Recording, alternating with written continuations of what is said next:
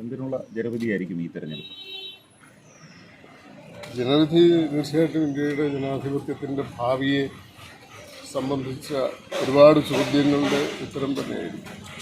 ഏറ്റവും പ്രസക്തമായ ഒരുപാട് ചോദ്യങ്ങൾ തീർച്ചയായിട്ടും വോട്ടർമാരുടെ മനസ്സിലുണ്ട്, ഇന്ത്യയുടെ മനസ്സിലുണ്ട്. തീർച്ചയായും എനിക്ക് തോന്നുന്നു ഇന്ത്യൻ ജനാധിപത്യം ഒരു പോസ്റ്റ് എമർജൻസി കാലഘട്ടത്തിൽ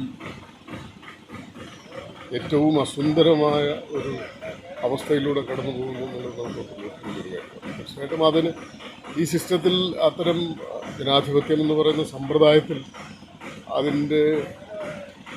അത് കെട്ടുപോകുന്ന സന്ദർഭങ്ങളിൽ അല്ലെങ്കിൽ അതിന് ഗുരുതരമായ പ്രതിസന്ധികൾ നേരിടേണ്ടുന്ന ഘട്ടത്തിൽ തീർച്ചയായും ജനാധിപത്യം അതിൻ്റേതായ പരിഹാര മാർഗങ്ങൾ അതൊരു ഓർഗാനിക്കായിട്ട് കണ്ടെത്താറുണ്ട്.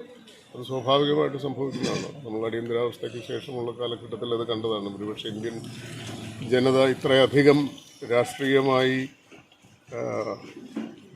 രാഷ്ട്രീയ ബോധം ഒരുപക്ഷെ ഉണ്ടായിരുന്നില്ലാത്ത ഒരു കാലത്ത്, ഇത്രയധികം കമ്മ്യൂണിക്കേഷൻ സംവിധാനങ്ങളില്ലാതിരുന്ന കാലത്ത്, ആളുകൾക്ക് അക്ഷരാഭ്യാസം ഇതിനേക്കാളൊക്കെ വളരെ കുറവായിരുന്ന കാലത്ത്, പത്രം വായിക്കുന്ന ആളുകളുടെ എണ്ണം ഒരുപക്ഷെ കേരളം ഒഴിച്ചുള്ള സംസ്ഥാനങ്ങളിൽ വളരെ കുറവായിരുന്ന കാലത്തൊക്കെ ജനാധിപത്യത്തിൻ്റെ നിലനിൽപ്പിന് വേണ്ടി അല്ലെങ്കിൽ അതിൻ്റെ ഒരു അപകടസന്ധിയെ തരണം ചെയ്യുന്നതിന് വേണ്ടി വോട്ട് ചെയ്തിട്ടുണ്ട്.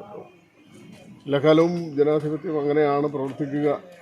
അതിൻ്റെ എല്ലാ പരിമിതികൾക്കും പരാധീനതകൾക്കും ഉള്ളിൽ നിന്നുകൊണ്ട് തന്നെ ജനാധിപത്യത്തിന് അതിൻ്റേതായ ഒരു മെക്കാനിസമുണ്ട് എന്ന് വിശ്വസിക്കുന്ന വോട്ടറാണ്. ഒരു കാലത്ത് ഹിറ്റ് മേക്കേഴ്സായിരുന്നു രഞ്ജി പണിക്കർ, സുരേഷ് ഗോപി കൂട്ടുകെട്ട്. താങ്കൾ സുരേഷ് ഗോപിയുടെ വിജയം ആഗ്രഹിക്കുന്നുണ്ട്?